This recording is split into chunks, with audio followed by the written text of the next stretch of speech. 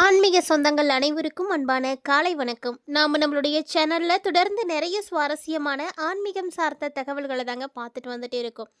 அந்த வரிசையில் 2026 எப்படி இருக்க போகுது அப்படின்றத பற்றி தொடர்ச்சியாக பார்த்துட்டு இருக்கோம். அந்த வரிசையில் இந்த பதிவில் பார்த்தீங்கன்னா துளாராசி அன்பர்களுக்கு எப்படி இருக்குன்னு தாங்க தெரிஞ்சுக்க போகிறோம். ஸோ துளாராசி அன்பர்களுக்கு கடந்த ஒரு 5-6 வருடங்களோட ஒப்பிட்டு பார்த்தீங்க அப்படின்னா மிகப்பெரிய கஷ்டம், கடன், வெளியில் சொல்ல முடியாத அளவுக்கு பிரச்சனைகள் இதெல்லாம் வந்து இருந்திருக்கும்.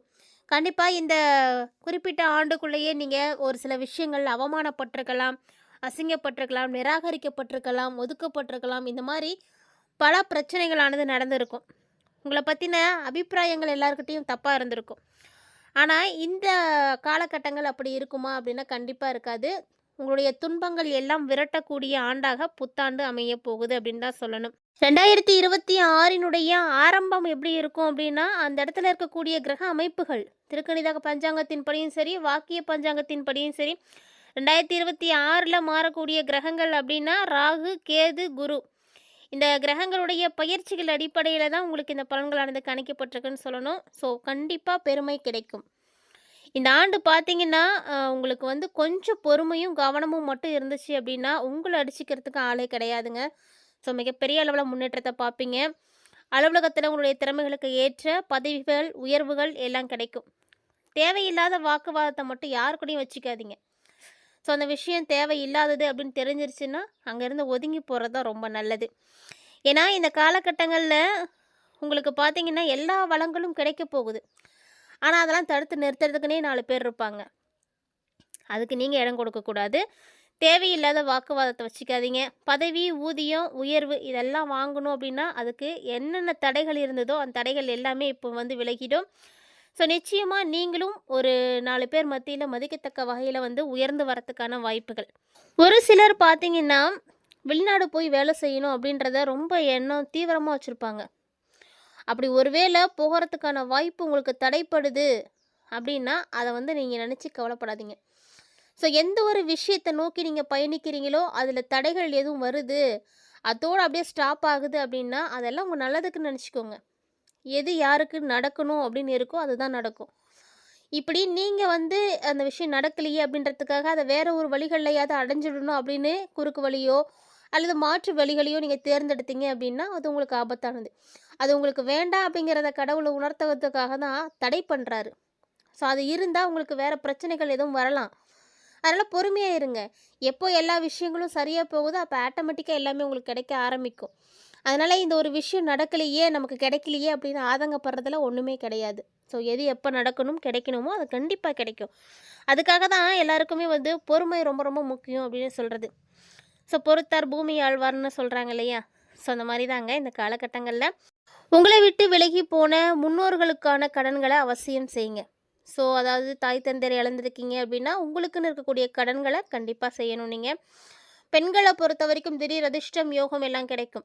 விலையுயர்ந்த பொருட்களை எல்லாம் கொஞ்சம் பத்திரமா வச்சுக்கோங்க. ஏன்னா அதை வந்து நீங்கள் மிஸ் பண்ணிடுவீங்க. யாருக்கும் கடனாகவும் கொடுக்காதீங்க.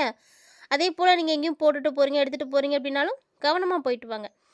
ஒரு சில மனிதர்கள்ட்ட வந்து நீங்கள் நல்லா பேசுவீங்க, பழகக்கூடிய ஆள் அப்படின்னாலும் அதிகமான நெருக்கங்கள்லாம் காட்டிக்காதீங்க. ஏன்னா அது உங்களுக்கு ஆபத்தானது. அபரிவிதமான வளர்ச்சி இருக்கும் தொழிலில். ஸோ தொழில் செய்யக்கூடிய துளாராசிக்காரங்க நீங்கள் எந்த தொழிலை எடுத்து செய்யணும் அப்படின்னு நினைக்கிறீங்களோ அந்த தொழிலில் கண்டிப்பாக நல்ல ஒரு வளர்ச்சியை பார்ப்பீங்க. ஸோ இவ்வளோ நாளாக இந்த வளர்ச்சியை பார்க்கலையே அப்படின்னு நினச்சிருப்பீங்க. கண்டிப்பாக இந்த 2026 நீங்கள் ஒரு உயர்ந்த இடத்துக்கு போவீங்க. சீக்கிரமாக டெவலப் ஆகிடுவீங்க. அந்த அளவுக்கு வந்து ஒரு நல்ல அபரிவிதமான வளர்ச்சி இருக்குது. ஸோ அதுக்கு என்ன பண்ணணும் அப்படின்னா தொடர்ச்சியான உழைப்பும் இருக்கணும். அது ரொம்ப ரொம்ப முக்கியம்.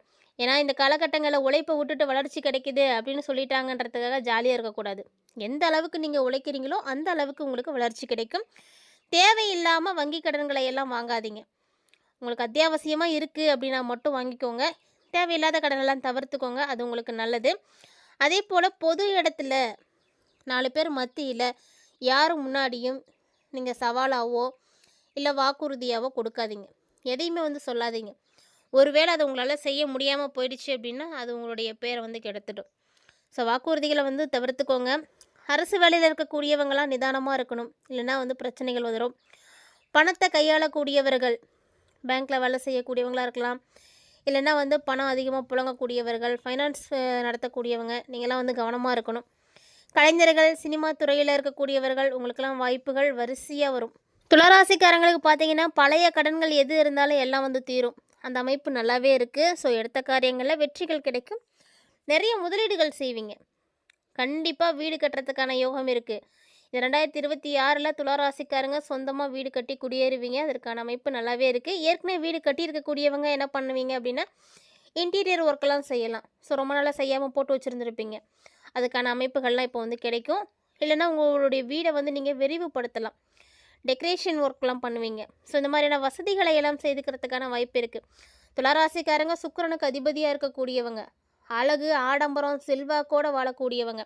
சிலர் யோசிக்கலாம், இவ்வளோ நாளாக இந்த வசதி வாய்ப்புகள்லாம் எங்களுக்கு வரலையே அப்படின்னு. தசாபுத்திகள் காரணமாக இருக்கலாம். துளாராசிக்காரங்களை பொறுத்த வரைக்கும் எப்போதுமே வந்து அதிகமாக வந்து கஷ்டப்படக்கூடிய ஆட்களாக இருக்க மாட்டாங்க. ஸோ இந்த டைமில் உங்களுக்கு ஆடை ஆபரணங்கள் வாங்குறதுக்கான யோகம் இருக்குது. வண்டி வாகனங்கள்லாம் வாங்கலாம், சொத்து சேரும், நிலம் வாங்கலாம், வீடு வாங்கலாம். இந்த மாதிரி எக்கச்சக்கமான விஷயங்கள் வந்து நீங்கள் செய்வீங்க.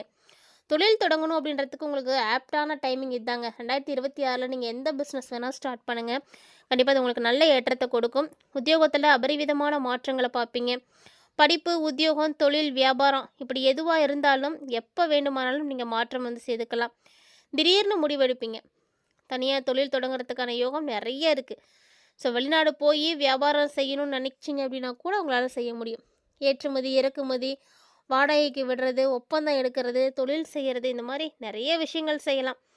ஸோ உங்களை பிடித்திருந்த எல்லா விதமான கஷ்டங்களும் தீரப்போகுது. தாய் வழி உறவு, தந்தை வழி உறவு எல்லாரும் வந்து உங்களுக்கு நல்ல ஹெல்ப் பண்ணுவாங்க. மேன்மை அடையிறதுக்கான அமைப்புகள் இருக்குது. பூமி சம்மந்தப்பட்ட விஷயங்கள்ல இருந்து வந்த சிக்கல்கள் எல்லாம் தீரும். பெரிய அளவுக்கு உங்களுக்கு நல்லது நடக்க போகுதுன்னு தான் சொல்லணும். ஸோ உங்களுடைய சூழ்நிலைகள் பார்த்தீங்கன்னா, கடந்த ஒரு 5-6 வருடங்களோட ஒப்பிட்டு பார்த்தீங்கன்னா, அப்படியே வந்து திருப்பி போட்ட மாதிரி மாறிடும். எவ்வளோ கஷ்டப்பட்டீங்களோ அந்த அளவுக்கு இனி வந்து சந்தோஷமாக இருப்பீங்க. மனசில் சோர்வு இருந்தது, பிரச்சனைகள் இருந்தது, கவலைகள் இருந்தது, எல்லாம் போயிடும். பிள்ளைங்களோட மட்டும் கோபப்படாமல் இருங்க. ஸோ பிள்ளைங்க விஷயத்துலலாம் கவனமாக தான் இருக்கணும். இந்த காலகட்டங்களில் அடிக்கடி பார்த்தீங்கன்னா, ஆரோக்கிய சம்மந்தமான பிரச்சனைகள் வரும். தோல், ஜாயிண்ட்டில் வலி வர்றது, இதிலலாம் கவனமாக இருங்க. ஸோ உங்களுக்கு கை தான் வந்து வேலை அதிகம் செய்யக்கூடியதாக இருந்ததுன்னா கவனமாக இருக்கணும். இந்த காலகட்டங்களில் அடிக்கடி பார்த்திங்கன்னா, உங்களுக்கு கோவில் கும்பாபிஷேகம், கோவில் திருப்பணி காரியங்கள் இதெல்லாம் வந்து செய்கிறதுக்கான அமைப்பு இருக்குது. அதே போல் துளாராசிக்காரங்க காலையில் சீக்கிரமாக எழுந்திரிக்கிறது, உடற்பயிற்சி செய்கிறது இதெல்லாம் ரொம்ப முக்கியம். அதெல்லாம் செய்யுங்க. அதாவது பார்த்திங்கன்னா, மலைக்கோவிலுக்கு போகிறது, காசி, ராமேஸ்வரம், ராமர் கோவில் இங்கெல்லாம் போகிறதுக்கான அமைப்புகள் இருக்குது. ஸோ கண்டிப்பாக அதுக்கெல்லாம் வாய்ப்புகள் கிடைக்கும். போயிட்டு வாங்க. ஆரோக்கியத்தில் நம்பிக்கை, புத்துணர்ச்சி எல்லாம் கிடைக்கும். சனி உச்சம் பெறக்கூடிய ராசிக்காரர்கள் அப்படின்றதுனால அடிக்கடி பார்த்திங்கன்னா உடற்பயிற்சி செய்யுங்க. உடற்பயிற்சி செய்கிறது உங்களுக்கு எல்லா விதத்துலேயும் நல்லாயிருக்கும். மன அழுத்தத்தை முதல்ல போக்கி கொடுக்கும். உடற்பயிற்சி செய்யலை அப்படின்னாலுமே கூட உடற்பயிற்சிக்கு நிகரான ஒர்க் வந்து நீங்கள் பண்ணிட்டீங்க அப்படின்னாவே போதும். ரொம்ப நல்லா ஆரோக்கியமாக இருக்க முடியும். ஸோ வாழ்க்கையில் நம்பிக்கை வந்து கிடைக்குங்க. இவ்வளோ நாளாக துளாராசிக்காரங்களுக்கு ஒரு பிடிப்பு இருந்திருக்காது, நம்பிக்கை இருந்திருக்காது. என்ன பண்ண போகிறோம் அடுத்து அப்படின்ற மாதிரி. ஆனால் இப்போ பார்த்திங்கன்னா ஒரு நம்பிக்கை வந்துடும். ஸோ நம்மளாலே எல்லாம் முடியும், நம்மளாலேயும் சாதிக்க முடியுன்ற மாதிரி ஒரு நம்பிக்கை கிடைக்கும். பணவரவு கண்டிப்பாக இருக்குது. ஸோ அதனால் 2026 நமக்கு வந்து பிரச்சனைகளாக இருக்குமோ அப்படிலாம் கவலைப்படாதீங்க. நீங்கள் பழைய கடன் வச்சுருந்தீங்க அப்படின்னாலும் அதை அடைச்சிடுவீங்க. புதுசாக கடன் வாங்குறீங்க அப்படின்னாலும் அத்தியாவசியத்துக்கு வாங்குனீங்க அப்படின்னா கண்டிப்பாக அது உங்களுக்கு பிரச்சனையை கொடுக்காது. ஒரு அனுகூலமான காலகட்டமாக இருக்கும். உங்கள் மேலே கோர்ட்டில் கேஸு இல்லை நீதிமன்றத்தில் ஏதாவது நிலம் சம்மந்தமான வழக்குகள் இருக்குது, யார்கிட்டையும் நீங்கள் ஏமாந்துருக்கீங்க, அந்த மாதிரி வழக்குகள் எதுவும் இருக்குது அப்படின்னா அதிலெல்லாம் இப்போ வந்து உங்களுக்கு தான் வந்து நல்ல மாற்றம் கிடைக்கும். வெற்றி உங்களுக்கு தான். பொருளாதார ரீதியாக துளாராசிக்காரங்க எல்லாருமே ஒரு நல்ல நிலைக்கு வந்து போகிறதுக்கான அமைப்பு இருக்குது. ஸோ அது எப்படி கிடைக்கும் அப்படின்னா, நீங்கள் செய்யக்கூடிய கடினமான உழைப்பு தான் காரணம். இவ்வளோ நாளாக கஷ்டப்பட்டுட்டு இருக்கக்கூடிய துளாராசிக்காரங்களுக்கு 2026 ஒரு மிகப்பெரிய அளவில் மாற்றத்தை கொடுக்கும், வளர்ச்சியை கொடுக்கும். ஸோ குடும்பத்தில் சந்தோஷம், மகிழ்ச்சி அப்படின்னு ஆர்ப்பரிக்க ஆரம்பிக்கும். ஸோ நீங்கள் நினைத்தது எல்லாமே வந்து நடக்கக்கூடிய ஒரு ஆண்டாக 2026 கண்டிப்பாக இருக்கும். ஸோ உங்களுடைய செயல்பாடுகள் எல்லாத்துக்குமே வந்து உங்களுக்கு வெற்றி கிடைக்கும். சிறுக சிறுக சேமித்த பணம் எல்லாம் உங்களுக்கு ஒரு முழு தொகையாக வந்து கைக்கு கிடைக்கும். 2026 பார்த்திங்கன்னா போதும், நம்மளுடைய கஷ்டத்துக்கான ஒரு பலன் கிடைச்சிருச்சு அப்படின்ற மாதிரியான எண்ணங்கள் வரும். நல்ல விஷயங்களாக நடக்கும். சுபகாரியங்கள் நிறைய நடக்கும். துளாராசிக்காரர்களுக்கு என்னென்ன விஷயங்கள் தடைப்பட்டதோ அது எல்லாம் 2026 கிடைக்கும். ஸோ நம்பிக்கையோடு இருங்க. தொடர்ந்து நீங்கள் இந்த காலகட்டங்களில் வராகி அம்மனை வழிபாடு செய்யுங்க. வராகி ஃபோட்டோ வீட்டில் இருக்குது அப்படின்னா கண்டிப்பாக வழிபாடு செய்யுங்க. வராகி அம்மன் ஆலயம் இருக்குது அப்படின்னா கூட பஞ்சமி தீதியில் நீங்கள் போய் வழிபாடு செய்துட்டு வர்றது ரொம்ப நல்ல பலன்களை கொடுக்கும். ஸோ கோவிலுக்கு போக முடியாதவங்க நீங்கள் வீட்டில் வழிபாடு செய்யலாம். அபிராமி அந்தாதியை நீங்கள் பாராயணம் செய்கிறது ரொம்ப நல்ல பலன்களை கொடுக்கும். ஸோ நேரம் கிடைக்கும் போதெல்லாம் இந்த விஷயத்தெல்லாம் செய்யுங்க. ஸோ இந்த பதிவில் நிறைய தகவல்களை நீங்கள் பார்த்துருப்பீங்கன்னு நினைக்கிறேன். கண்டிப்பாக பதிவு உங்களுக்கு பிடிச்சிருந்துருக்குன்னு நினைக்கிறேன். ஒருவேளை உங்களுக்கு இந்த தகவல்கள் எல்லாம் பிடிச்சிருந்தது அப்படின்னா லைக் பண்ணுங்கள், ஷேர் பண்ணுங்கள், மறக்காமல் கமெண்ட் பண்ணுங்கள். மேலும் இது போல் பல இன்ட்ரெஸ்டிங்கான தகவல்களை நீங்கள் உடனுக்குடன் தெரிஞ்சுக்கணும் அப்படின்னு விருப்பப்பட்டீங்கன்னா மறக்காமல் நம்ம சேனலை சப்ஸ்கிரைப் பண்ணிவிட்டு ஃபாலோ பண்ணிக்கோங்க. கூடவே ஆன்மீக ரீதியாக எளிமையாக கொடுக்கப்படக்கூடிய பரிகாரங்களையும் வழிபாடுகளையும் தவறாமல் செய்து பாருங்கள். ஒரு கிரகத்தின் மூலமாக ஏற்படக்கூடிய பாதிப்புகள் குறையறதுக்கு செய்யக்கூடிய எளிமையான வழிபாடாக இதுதான் இருக்கும். ஸோ இதை செஞ்சீங்க அப்படின்னா நிச்சயம் மாற்றம் கிடைக்கும். இந்த வீடியோ பதிவில் பார்த்த தகவல்களை போல் இன்னும் நிறைய இன்ட்ரெஸ்டிங்கான தகவல்களோட மற்றும் ஒரு தலைப்பில் சந்திக்கலாம்.